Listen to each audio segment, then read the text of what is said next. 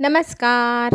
लक्ष्मीच्या पावलांनीमध्ये आपल्याला येणाऱ्या भागांमध्ये एक जबरदस्त असा ट्विस्ट पाहायला मिळणार. जसं की आपण पाहत आहोत, कला फोनवरती आद्वेकसोबत बोलत असते आणि हे रोहिणी पाहत असते. ह्या नवरा बायकोंचं नक्की काय चाललं आहे, हे नक्कीच एकमेकांच्या प्रेमात पडले आहे आणि दुसऱ्यांना सांगता की आम्ही एकमेकांवर प्रेमच करत नाही. आणि तितक्यात तिचं लक्ष जातं की कला काहीतरी लिहित असते आद्वेतला न दाखवता. आद्वेतला एकदम वेड्यात काढून ठेवलेलं असतं. कलाने तेही रोहिणीने पाहिलेलं असतं आणि फोन बंद झाल्या ती कसला तरी हिशोब करते आणि त्याचा फोटोही टाकताना दिसते. तेव्हा मात्र रोहिणी म्हणते, हा कसला हिशोब चालला आहे ह्या नवरा बायकोंचं, नक्की देणं घेणं तरी काय, पैसे तर नाही ना उकळत ही कला, असंही तिला वाटू लागतं. मग तिच्या मनात एक गोष्ट येते. ती लगेच सरोजला जाऊन सांगते. ती सांगते, वहिनी मी ना कलाला काहीतरी हिशोब करताना पाहिलं आणि त्या हिशोबाचा फोटो काढून बहुतेक तिने आद्वेतला पाठवला आहे. बहुतेक तिनं आपल्या आद्वेतकडनं पैसे उकळते आणि तिच्या आईवडिलांना ती नेऊन देत असेल असं मला वाटतं. आणि तू खरंच तुझ्या मुलाकडे लक्ष ठेव. ती मुलगी फार धूर्त चालाक आहे आणि या खऱ्यांच्या मुली तिच्या आईसारख्याच खोटारड्या असू शकते ना.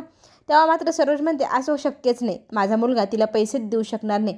पण बघ बाई, ती खूपच लबाड आहे, ते करू शकतात. बघता बघता आपल्या घरात 2 मुली आल्या आहेत त्यांच्या, तेव्हा हेही शक्य आहे आपल्याकडनं पैसे काढायचे आणि स्वतःच्या आईवडिलांकडे पोचवायचे. लक्ष ठेव. दुसऱ्या दिवशी मात्र एक चिठ्ठी येते ज्याच्यावरती कलाचे पैसे असतात आणि हे कलाला पैसे कोणी दिले म्हणून ती आद्वेतला जाब विचारायला जाते. ही मुलगी खरंच आपल्या कंपनीच्या नावाखाली आद्वेतकडनं पैसे तर नाही ना घेत, पण कलाने आम्ही काम केलं आहे त्याचे पैसे स्वामीनाथन सरांनी दिले हे तो त्याच्या आईला सांगतो आणि तो विषय तिथेच संपून जातो. दुसऱ्या दिवशी ऑफिसला गेल्यानंतर सरोज सगळा काही विचारत असते आणि आद्वेत कुठे गेला आहे तर ते सांगतात, आद्वेत सर बाहेर गेले आहे कंपनीच्या कामानिमित्त. थोड्या वेळात त्यांची मीटिंग संपली की ती पुन्हा येतीलच. आणि इकडे पिऊनकडनं अपमान झालेला असतो रोहिणीचा आणि रोहिणीला त्या गोष्टीचा फार राग आलेला असतो. ह्या कंपनीत सरोजला जास्त मान मिळतोय आणि मला नाही मिळत म्हणून ती संतापलेली असते. रागाने तावाने ती घरी निघून येते. आणि इकडे आपल्याला असे पाहायला मिळेल की कला काहीतरी करत असते हिशोब. तेव्हा तिथे आद्वेत जातो. आद्वेत ना कलाच्या मागे जातो. तू काय करत आहे, तुझ्या हातात कसले पेपर आहे. तेव्हा रजनी म्हणते, काय लहान मुलांसारखं भांडताय तुम्ही, तुमच्या भांडणाला पाहून मला तर आता हसायलाच येते.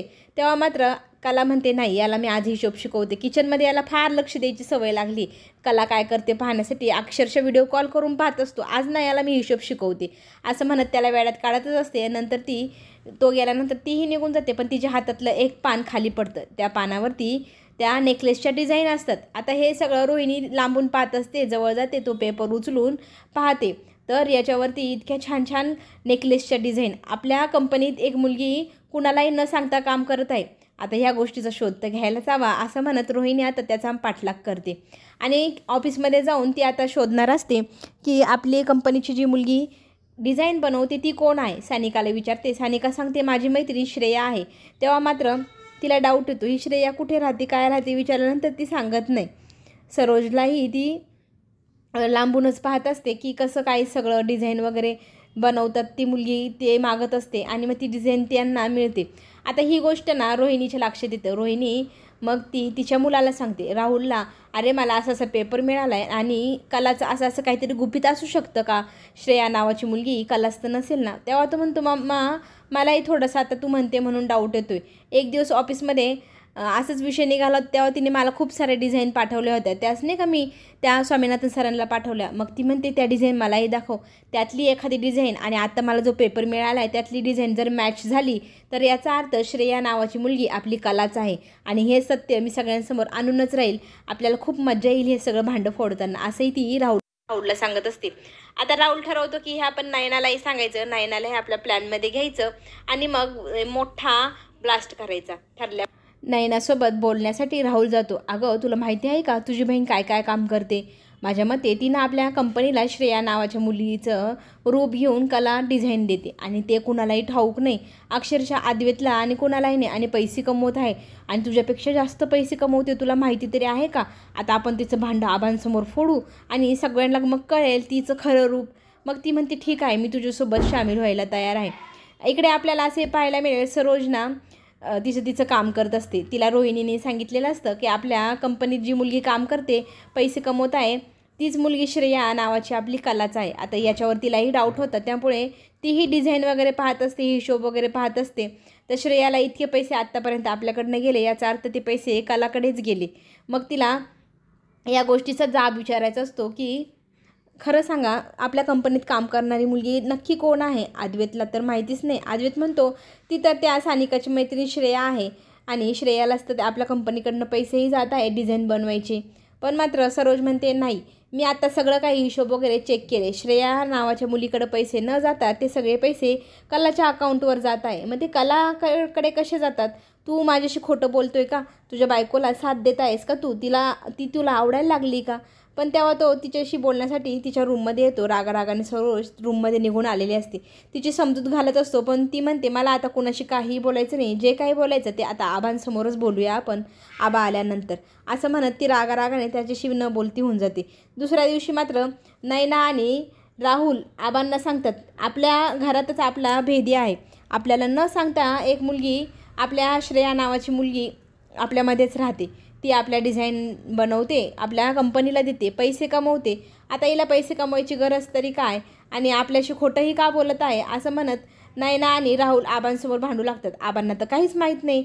अद्वैतला पहिल्यांदाच कळतं आहे की कला आता श्रेया आहे, बहुतेक हे सगळ्यांना कळणार. आणि कलाला मग सगळेजण जाब विचारू लागतात. कला कुणालाही काही सांगत नसते. तेव्हा मात्र आबा म्हणतात असं शक्यच नाही, कला माझ्याशी कधी खोटं बोलणारच नाही. पण कला आता प्रामाणिकपणे आबांना सांगते, आबा ती मुलगी मीच आहे. कारण त्यावेळेला अशी कंडिशन होती की अद्वैत खूप टेन्शनमध्ये होता. डिझाईन कुठलीही आवडत नव्हती. मग मी बनवलेली डिझाईन मी सानिकाकडे दिली आणि ती सगळ्यांना आवडली. आणि माझ्या आईच्या घरावर कर्ज आहे, तिला हप्ते भरायला पैसे कमी पडत होते, माझीही गरज होती, म्हणून मी आता कुणालाही न सांगता काम करायचं ठरवलं आणि ते डिझाईन मी त्यांना द्यायची. आबा म्हणतात किती तुझे खरंच विचार खूप चांगले आहे. आपण आता तुझ्या डिझाईनचा विचार करायला हवा, तुझ्या डिझाईनला प्रोत्साहन दिलं पाहिजे, असं म्हणत आबा कलाशी बोलण्याचा प्रयत्न करतच असतात. तितक्याच सरोजमध्ये बोलून उठते, ही मुलगी आपली फसवणूक करत आहे. हिच्या आईसारखी ही आपली फसवणूक करणारीच निघाली. मला अशा फसवणूक करणाऱ्या मुलीशी काही संबंध ठेवायचा नाही. पण आबा मात्र रागवतात. ती मुलगी खरंच खूप हुशार आहे. तिने तिच्या घरच्यांची आणि आपलीही इज्जत राखण्यासाठी हे सगळं केलं.